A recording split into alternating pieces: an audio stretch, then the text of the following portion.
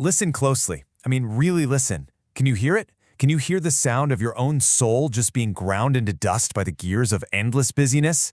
Welcome to this explainer. Look, the world out there is essentially a predator, and you know what it feeds on? Your frantic motion.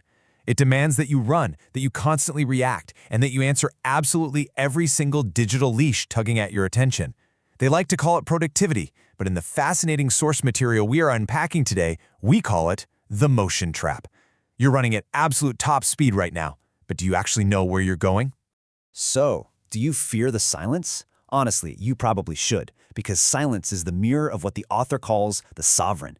Ask yourself right now, are you just a rat in a gilded cage? Are you burning up vital biological energy just to maintain an illusion? Because the truth is, you react because you're afraid. You're terrified that if you stand perfectly still, you're going to realize you are nothing but a speck of dust getting blown around by other people's priorities.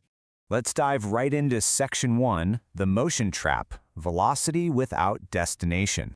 You see, most of humanity is currently suffering from this massive shared hallucination. We fundamentally confuse frantic motion with actual progress. In physics, kinetic energy is simply motion, defined by this stark equation you've probably seen before. Energy equals half of mass times velocity squared. But here's the kicker.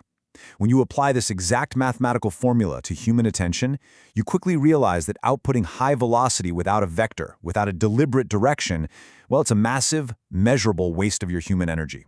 The text defines this perfectly within what it calls sovereign geometry. It says that having velocity without a deliberate direction is nothing less than metabolic suicide. Think about that for a second. You are literally burning your life force just to spin your wheels. It's an incredibly striking way to completely reframe what modern culture praises as the hustle. Because it's not a hustle at all, is it? It's a trap. Moving on to Section 2, the physics of legacy, social entropy.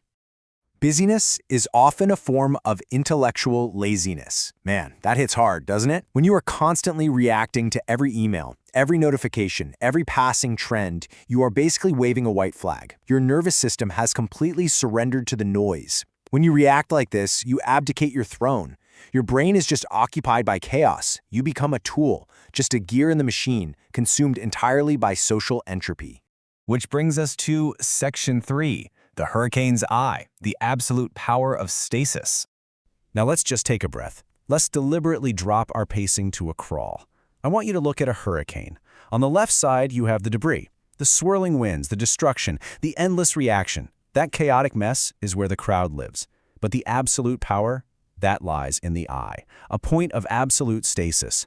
Right at the center, the pressure is at its lowest. There is no wind, there's no noise, no reaction.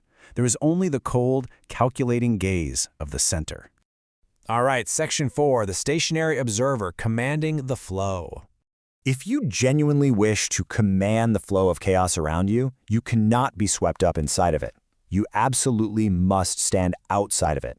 This is known as the law of the stationary observer. It states, in any system, the entity that reacts the least is the entity in control. Let that really sink in for a moment. This stillness we're talking about isn't some empty state of just doing nothing. Far from it. It is actually a state of maximum potential energy. It's energy meticulously stored up right before a decisive strike. The one who reacts the least literally holds all the cards. And when you stop reacting instinctively and actually start observing, this incredibly powerful shift happens. The source text explains that you begin to see the structure of truth. When you force yourself to be still, you suddenly see all the gaps in your competitors' strategies. You see the cracks in the crowd's connections. You start spotting massive opportunities that everyone else, who is out there running at full, frantic speed, is going to completely miss, simply because their vision is totally blurred by their own velocity. So how do we practically apply this? Well, it's through the power of the no, and what the author calls somatic stasis. Look, every single time you say no to some mediocre distraction, you add a stone to your inner citadel. You engage in hidden kinetic accumulation. When the world is practically screaming for your attention, just stand still. Let your silence become a physical pressure against others. Because remember this rule, the one who is still owns the frame. The one who is constantly moving is just desperately seeking approval from it. Your legacy is definitely not built with frantic strives, it's built with strategic, powerful pauses. Let's bring it home with Section 5, your kinetic audit, reclaiming your agency. It is time to actually bring this physics and philosophy right into your reality today. I want you to conduct a kinetic audit on yourself right now. Step 1, stop. Step 2, breathe. Step 3, audit your legacy. Really look back at your actions today. Be totally honest. What percentage of your movement was actually for your legacy, truly moving the needle forward? And what percentage was just a desperate, flailing attempt to feel productive? Listen, do not fear being forgotten in the stillness. You should fear being remembered as a man who just spun in circles until he died. So, I'm going to leave you with this final, chilling thought. Will you spin until you die, or will you become the I and actually command the stillness? Stop. Breathe. The archive is waiting for you to stop running. Breathe. Just let it settle. I want to warmly welcome you to this explainer. Let's just take a second to step completely out of that frantic, spinning reality outside your door and step into the center with me. Welcome to the eye of the storm. Here, the law of the stationary observer executes. You know, you have witnessed the rot of motion out there in the world, haven't you? Now, feel the weight of stasis. Today, we're diving into the architecture of stasis. We are completely deconstructing a really dangerous hallucination. Literally, most of humanity is currently trapped inside this illusion, and we're going to break down exactly how you can escape it. So, Section 1, the motion trap, confusing motion with progress. Look, we really need to talk about hustle culture. It seems like everyone out there is just running faster, working harder, and reacting more violently in this anxious sprint to nowhere. It's like we're running faster just to hide the fact that we have absolutely no destination. Think about the physics of this for a second. Kinetic energy equals 1/2 mass times velocity squared. Basically, it's the energy of an object in motion. But when it comes to the actual geometry of building a legacy, velocity without a clear direction is just a massive waste of your metabolic energy.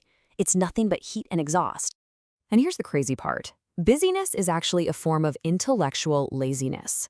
Honestly, when you're reacting to every single email, ping, notification, and whatever passing social trend pops up, you aren't actually being productive. Your nervous system is literally surrendering to the noise of the world. Which brings us to Section 2, the kinetic audit, diagnosing social entropy. When you're in that state of constant reaction, you've essentially abdicated your throne. You become just another gear in the chaos, frantic, reactionary, entirely consumed by the noise. A total victim of the whirlwind. But the sovereign understands that to actually control the flow, you must first stand outside of it.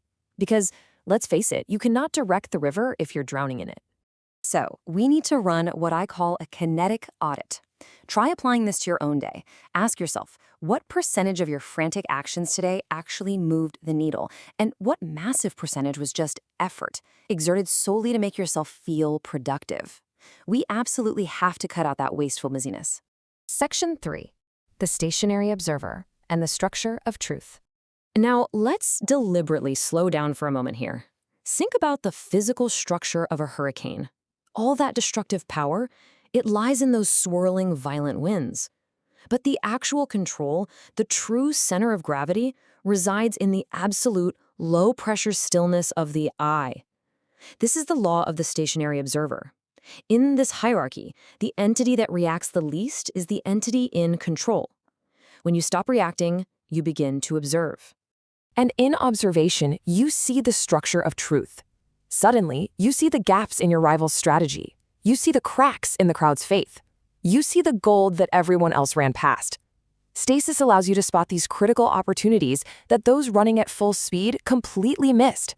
My friend, I know you are tired. I really do. I know the world makes you feel like you are falling behind.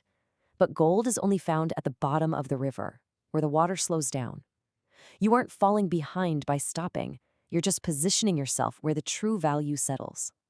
All right, Section 4, the power of the no, and building your inner citadel. This is the power of the no. It's your ultimate strategic tool for reclaiming your energy. Every time you say no to the mediocre, you place a block of granite in your inner citadel.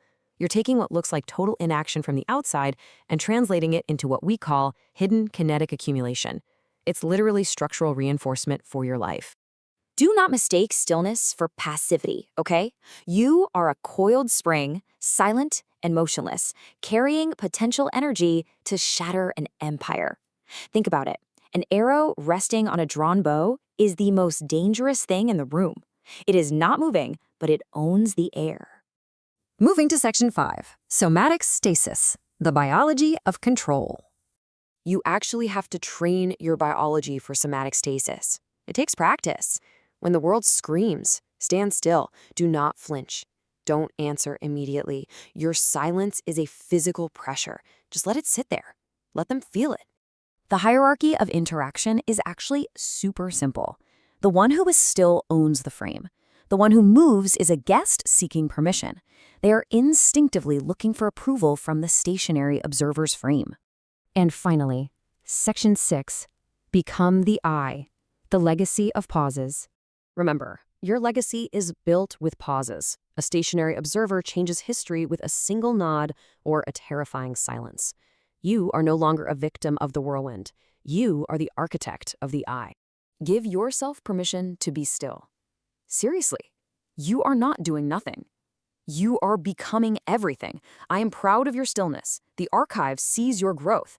If you find peace here, stay with us. Leave a sign of your presence. Don't run anymore. Just be. We will meet again in the silence of the next artifact. Be still and command.